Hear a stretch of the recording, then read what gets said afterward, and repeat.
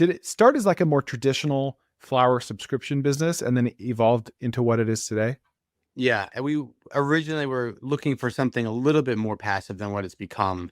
We were thinking that if we could kind of get these orders in, and then the greenhouses are basically fulfilling orders, then delivering to their usual nurseries, and then it more so evolved into a service business. Okay, so you basically wanted to go out and find customers and then go find a nursery and say, "Hey, we're going to buy directly from you, but we want you to do a little more work."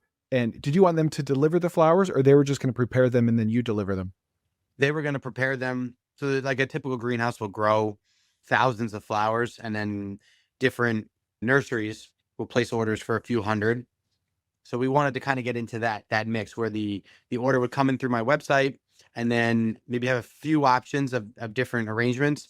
The customer places the order, the greenhouse grows it, and then the finished product gets delivered to the nursery, and the customer is required to then go to the nursery and pick it up. Okay. Okay. So why didn't that work? Because it was just too much of a change for the nurseries? No, so the nursery that I grew up working at, they were open to the idea because obviously they want that extra foot traffic there.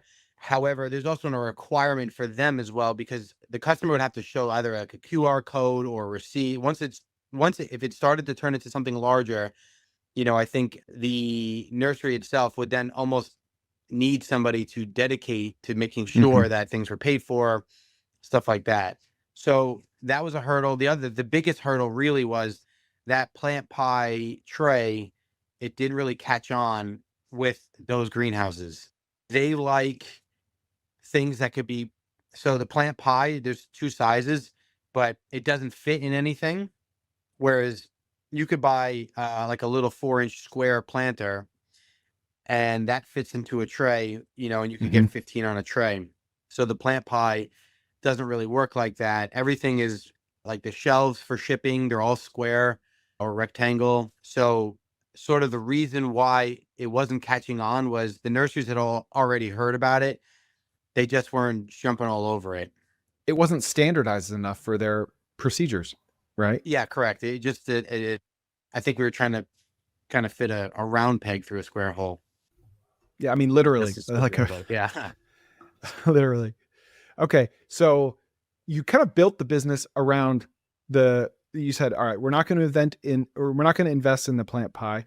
We're going to start a floral subscription business around the plant pie. And then the greenhouses said, this doesn't really work for us for X, Y, or Z reason. So then you pivoted into, Doing it ourselves, really. okay, you pivoted just to a more traditional model then. Correct. So then it started with, we were doing the planters at everyone's house. And I did that for the first year. And then I pivoted again and I switched to doing it as an insert. So what I would do is I would buy a planter. So I'll buy like a $30 planter from Lowe's. I will get an insert that fits inside of it. And then I'll fill up halfway with mulch. And then all the inserts I build at my house. So I'll pre-assemble everything all in one shot, and then go out, and then my driver will take out the old insert with the old arrangement that's starting to fade, and we'll plop in a new one. Okay. And that's the same business model you're doing today. Yes. Some of my Okay. customers, some of my more affluent customers, they have their own planters, and there is no insert that's going to fit there. So we have to, bring a truck and make it right there on the spot. But I prefer, and I will be pushing again this year to convert almost all of my customers to an insert style. I don't charge anything for the planter. I own the planter. If you cancel the service, we'll come collect it. I find it works well, and most people are not very picky about the planter. Okay. So these planters is there one on each side of the door then, or is there more than that? Most houses do too, on their front Okay. porch. Okay. So you Yeah. fill it up with mulch, and is that just to get the plant off the ground more? So the way the insert works is if you don't put something underneath it, it's going to sink too far low where you wouldn't see the plants much. You want that insert to sit right at, flush or just a little low. The reason why I use mulch instead of like soil for summer, which is our longest season, the plants will actually root through the insert and into the Mm, the material underneath. With soil, it could be very difficult to get it out. With mulch, gotcha. mulch, it'll pull right out, even if it's rooted through. But the plant stays in the insert, Correct. right? Which is sitting inside the planter and the insert sitting on top of the mulch. Correct. And if the roots go through the insert into the mulch, no big deal. You can pull it out with no problem. Yeah, pop right out. Do you have any direct competitors in your area doing exactly this, or are they doing more traditional floral delivery? There's a few businesses on Long Island that do like seasonal color changes. I don't consider myself very big, but I think I might be, on top as far as maybe the numbers. I think a few of them seem like almost like hobbyists, and they stay in kind of like a localized area. Okay. So how often are you swapping out the plants? 4 times a year. Okay. When they start to fade, or just on a schedule no matter what? They're on a schedule no matter what. So even if they do look good, I'm still going to take them out because they're about to stop looking good. Where do they go when you take them out?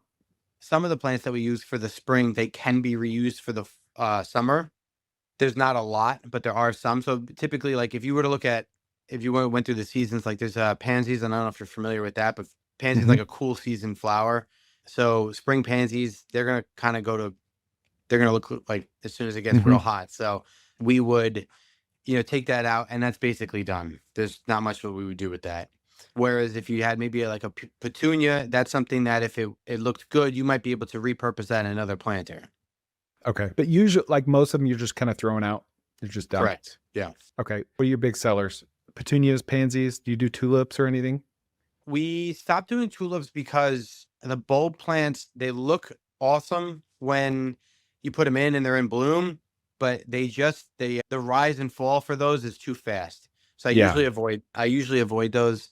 So for me, spring is like a ranunculus, pansies, creeping Jenny if it's available. It's like a spiller.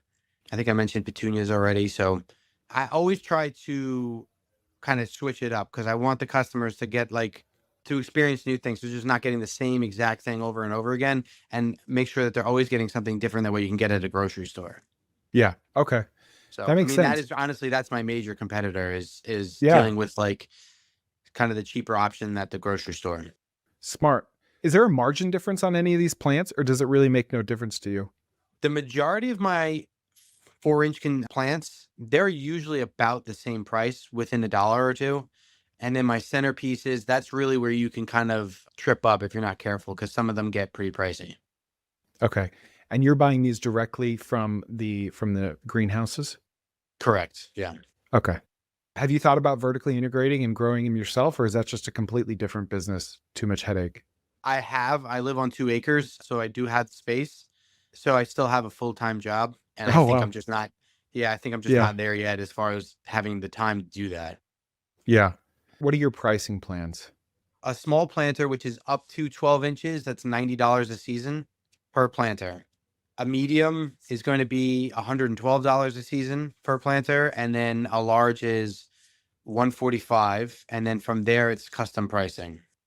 Okay. So you're looking at like $500 to $700 to $800 a year per customer? Yeah. Yep. We have about 100. Okay. Is there any long-term contract or anything, or just kind of?